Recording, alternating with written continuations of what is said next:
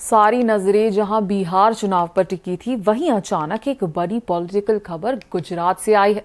गुजरात की पूरी कैबिनेट ने इस्तीफा दे दिया है। जी हां, चीफ मिनिस्टर भूपेंद्र पटेल को छोड़कर 16 के 16 कैबिनेट मंत्रियों ने एक साथ अपना इस्तीफा राज्यपाल को सौंप दिया है। अब सवाल उठता है, आखिर ऐसा क्या हुआ कि पूरी सरकार ने एक साथ कदम पीछे खींच लिया।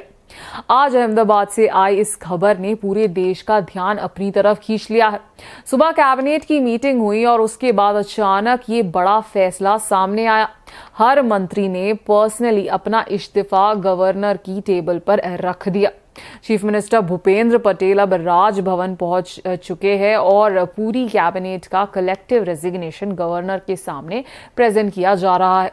लेकिन ध्यान देने वाली बात यह है कि ये कोई अचानक लिया गया डिसीजन नहीं है, बल्कि बीजेपी की एक प्लान्ड स्ट्रैटेजी का हिस्सा है। सोर्सेस के मुताबिक 17 अक्टूबर को नई कैबिनेट का गठन होगा। इस दौरान union home minister Amit Shah और बीजेपी प्रेसिडेंट जेपी नड्डा खुद मौजूद रहेंगे। नए शपथ ग्रहण में कई नए चेहरे शामिल होंगे, जबकि कुछ पुराने चेहरों को बाहर का रास्ता दिखाया जाएगा। यानी ये एक पूरी तरह से कैबिनेट रीस्ट्रक्चरिंग प्लान है। पार्टी ने पहले से डिसाइड कर लिया था कि अब नए चेहरों को मौका दिया जाए और पुराने डिस्प्यूटेड मिनिस्टर्स को हटा दिया जाए। अब सवाल ये आता है, ये इस्तीफा क्यों दिया गया? इसका जवाब 3 मेजर रीजंस में छुपा हुआ है। पहला रीजन, जून 2025 में हुए बाई इलेक्शंस में आम आदमी पार्टी का परफॉर्मेंस बीजेपी के लिए चिंता का विषय बना। आपके गोपाल इटालिया के लीडरशिप में पाटीदार बेल्ट में पार्टी ने काफी अच्छा परफॉर्म किया। इससे बीजेपी को अपने वोट बैंक में हलचल महसूस हुई। दूसरा रीजन ये है, कई मंत्रियों पर करप्शन और बैड इमेज के आरोप लग रहे थे, जैसे बच्चू सिंह खाबड़, जिनके पास पंचायती राज विभाग था। सोर्सेस कहते हैं कि उन्हें पिछले 20 कैबिनेट मीटिंग्स में बुलाया तक नहीं गया। उन पर सीरियस भ्रष्टाचार के आरोप है। इसी तरह भीकू जी परमार, नागरिक आपूर्ति मंत्री, उन पर भी कई घोटाले और इर्रेगुलरिटीज के आरोप लगे। तीसरा रीजन ये है, पार्टी के अंदर नई पीढ़ी के नेताओं को जगह देने का प्रेशर था। कई पुराने मंत्री ऑर्गेनाइजेशन के लिए बोझ बने जा रहे थे। ये पूरा बदलाव पीएम नरेंद्र मोदी और अमित शाह की सहमति से हो रहा है। 14 अक्टूबर को आरएसएस चीफ मोहन भागवत अहमदाबाद में थे और तभी से ये स्पेकुलेशन थी कि कुछ बड़ा होने वाला है।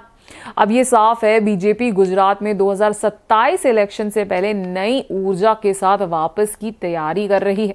अब बात करते हैं उन चेहरों की जो नई कैबिनेट में जगह बना सकते हैं, और उनकी भी नाम बताते हैं जो अपनी सत्ता खो सकते हैं। बाहर होने की चर्चा में हैं बचूच सिंह खाबड़, भीकू जी परमार, कुबेर डिंडोर जो कि एजुकेशन मिनिस्टर है, मलबाई बेरा, कानूबाई देसाई, मुकेश पटेल, बानूबेन बाबरिया। वहीं नए चेहरे में नाम चर्चा में हैं, जिनका है अर्जुन मोदवादिया, फॉर्मर कांग्रेस लीडर थे, अब बीजेपी में है। जय रहादिया, शंकर चौधरी, रीवा बा जडेजा, जीतू वाघानी, अल्पेश ठाकुर। यानी पार्टी के लिए ये पुराने हटाओ नए लाओ पॉलिसी पर बेस्ड रीशफल है।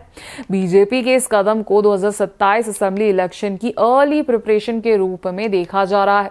पार्टी चाहती है कि अभी से करप्शन के आरोपों से अपना कनेक्शन तोड़ दिया जाए, एक फ्रेश टीम तैयार की जाए और ऑपोजिशन को ये मैसेज दिया जाए कि बीजेपी के पास सेल्फ करेक्शन की कैपेसिटी है। ये एक तरफ से क्लीन अप ड्राइव है ताकि जनता के बीच बीजेपी की इमेज मजबूत बनी रहे। तो गुजरात में पॉलिटिकल टेम्परेचर अब बढ़ चुका है। नई कैबिनेट में कौन होगा इन और कौन होगा आउट, इसका जवाब 17 अक्टूबर को मिल जाएगा। फिलहाल इतना तय है कि बीजेपी ने एक बड़ा दाव खेला है और ये दाव 2027 के लिए एक पॉलिटिकल गेम चेंजर साबित हो सकता है। मैं हूं वर्षा वेणुगोपाल, देखते रहिए केटीवी भारत।